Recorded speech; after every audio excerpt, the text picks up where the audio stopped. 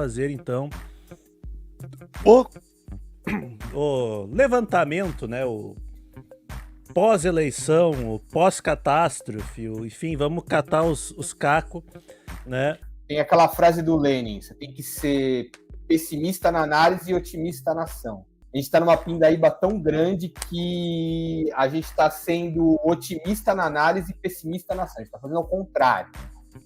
Assim, uma das coisas que eu ouvi é o seguinte: o Centrão foi o grande vencedor das eleições. Mas se você pegar todas as eleições municipais, até na época da ditadura, o Centrão sempre foi o vencedor.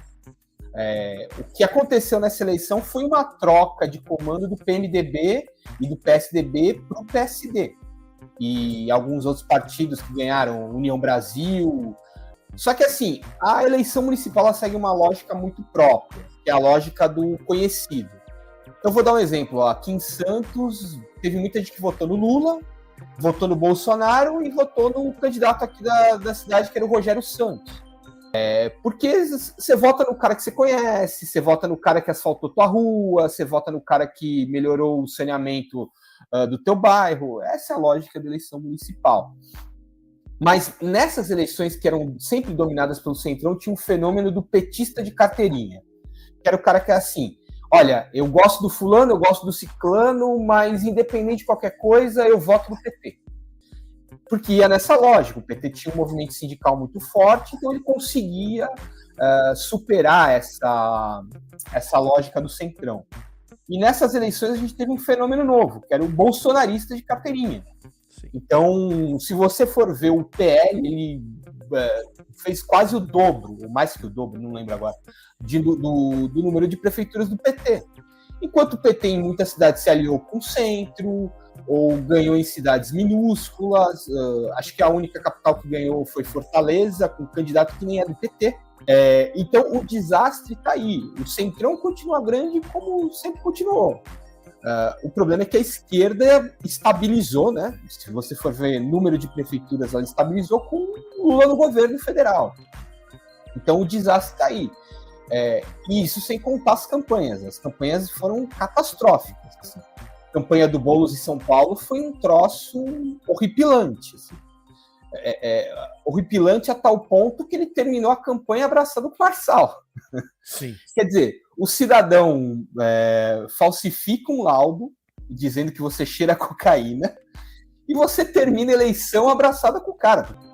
E eu acho aí que tem uma anomalia. Primeiro, uma anomalia é o Fernando Haddad, né?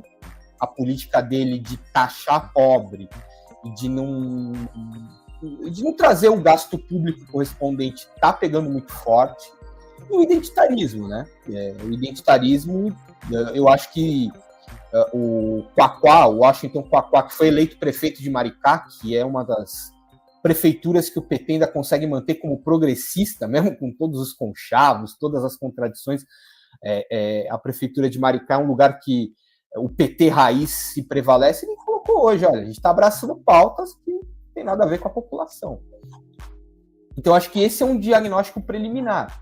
E acho que, a partir de agora, ou a esquerda começa a se coçar, ou o bolsonarismo vai dominar. O bolsonarismo e também tem mais um fator. O Centrão ganhou, mas o Centrão está mais à direita do que nunca.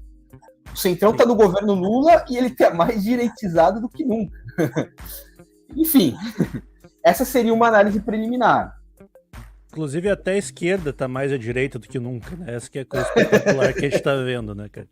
Mas pode falar. O que eu acho sensacional é o seguinte, né, cara? Você coloca assim, mas na eleição municipal eles votam no cara que asfaltou a tua rua e tal, e eu concordo com isso, principalmente em cidade pequena, né? Pô, mas isso, em Porto Alegre é que é sensacional, né, meu? Os caras votaram no maluco que cobriu a rua de merda. E aí perder é tomar uma surra do cara que cobriu a cidade com caca, assim, sabe? Cobriu a cidade com caca. Isso aqui é sensacional. O Sebastião Melo deixou Porto Alegre debaixo da água. Ele tinha 5 minutos do horário. Não era água. Não era água. Antes fosse. E ele tinha 5 minutos. Aí eu contei, ele usou 1 minuto e meio para para fazer uma música do Homem do Chapéu de Palha. Quer dizer, aí ele falou assim, o Homem do Chapéu de Palha trabalha. O Homem do Chapéu de Palha deixou a tua cidade debaixo d'água. E vai, isso segue assim, e não tem contestação. E aí eu fui olhar, tinha a Juliana Brizola, do PDT, que ela bradava o nome do Brizola sendo apoiada pelo Eduardo Leite. Sim. Assim, o Brizola devia estar no túmulo socando, assim. E a Maria do Rosário com aquela crítica lá. Eu, se fosse um cara, se tivesse no lugar da Maria do Rosário, eu ia falar assim, eu só vou falar de uma coisa, que é enchente. Enchente. Sim, e aí se foi tanto na questão climática que, numa parte do negócio eles estavam criticando Belo Monte.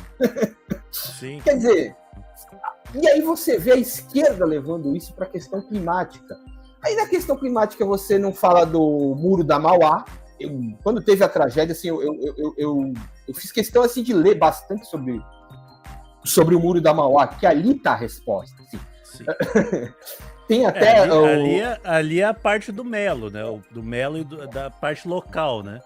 Mas do tem Melo... também o problema de que o Leitinho, ele reformou o Código Ambiental do Rio Grande do Sul. Ele permitiu que se fizesse plantio de eucalipto e outras obras, sabe-se lá quais, eu não entendi até hoje, em área de mata ciliar, né? Então, assim, o cara sucateou com o Código Ambiental Gaúcho, né? E assoreamento é um dos problemas, é um dos grandes motivos, né? Pela água não conseguir escoar com velocidade. A gente tem problema da enchente, né? Não. Aquele vídeo deve ter assistido, né? Maravilhoso do Leitinho falando para derrubar o Muro da Mauá, porque ia integrar a cidade e tal, né? Lá na campanha dele para prefeito ainda, acho que era. Né? Então... E tem uma coisa também que o pessoal se esqueceu. Porto Alegre foi governada por um prefeito eleito pelo MBL, que foi o Marquesan. Sim. O Marquesan, ele queria demolir o Muro da Mauá para botar boia. Eu fico imaginando naquela elevação do rio. Vou botar boia. E demole o Muro da Mauá para construir escritórios, coworking. Aí fica difícil. Mas até nisso, assim, a gente viu a Maria do Rosário, ela não consegue estabelecer, em partes porque ela não pode, porque a política que a esquerda está fazendo, especialmente o PT está fazendo, não permite fazer esse casamento entre, olha, a tragédia aconteceu por neoliberalismo. Neoliberalismo, você corta verba da empresa d'água, ela não vai fazer a manutenção. Você corta gasto nisso, aquilo, vai dar merda, literalmente. Você vai ficar debaixo da merda. E a esquerda não fez esse debate. Como não fez, por exemplo, em São Paulo, a gente... Tem cidade de São Paulo que ficou 7 dias sem luz. 7 dias sem luz.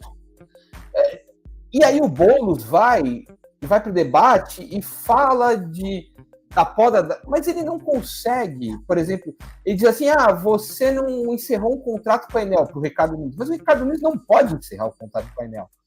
O debate que ele tinha que ter feito é o seguinte, era você apoia um tipo de política que leva a isso. Você por exemplo, aqui em São Paulo está sendo cometido um crime, que é a privatização da Sabesp. Para haver a privatização da Sabesp, todas as cidades precisam assinar um convênio com a Sabesp, porque senão o valor da empresa cai. O Nunes assinou esse convênio em São Paulo. E assim, a privatização da água do Rio, a água do Rio era uma das melhores do Brasil. Inclusive, tinha um ditado no Rio que o carioca ele é bem-humorado porque a água daqui é a melhor do Brasil. A água do Rio privatizada está vindo agora com gosto de fezes, com gosto de merda, né? A água privatizada do Rio. A água da Sabesp aqui, a gente já tem algumas residências que elas estão com problema de baixa pressão. Então, o cara não tem água durante parte do dia. E isso, para isso acontecer, precisou assinar um convênio da prefeitura com a Sabesp. E aí o Boulos não vai para isso. Ele foi no final, foi falar, Enel da água e tal, tudo mais. Muito vago, assim, muito vago.